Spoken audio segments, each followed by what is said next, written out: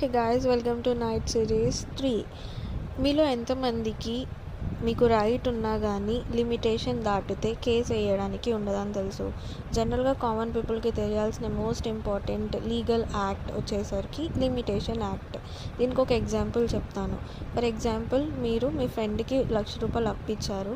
Promissory note పైన January 1, 2022లో నీకు ఆ అప్పు తిరిగి ఇవ్వాలని ప్రామిసరీ నోట్ పైన రాసుకున్నారు. కానీ మీ ఫ్రెండ్ మీకు ఆ అప్పు తిరిగి ఇవ్వట్లేదు. అప్పుడు మీరు ఏం చేయాలి?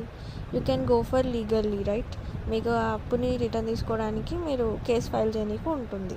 సో మీరు ఏ టైం లిమిట్లో కేసు ఫైల్ చేస్తే కోర్ట్ దాన్ని ఎంటర్టైన్ చేస్తుంది అంటే 3 years వరకు ఉంటుంది. డెట్ రికవరీకి లిమిటేషన్ పీరియడ్ వచ్చేసరికి 3 years, అంటే January 1, 2025 లాస్ట్ డేట్ అన్నట్టు మీరు కేసు ఫైల్ చేయడానికి. ఫర్ సపోజ్ మా ఫ్రెండే అనుకొని 4-5 సంవత్సరాల తర్వాత గొడవలు అయిన తర్వాతకి కేసు వేద్దాం అనుకుంటే కోర్ట్ దాన్ని ఎంటర్టైన్ చేయదు, ఎందుకంటే లిమిటేషన్ దాటింది కాబట్టి.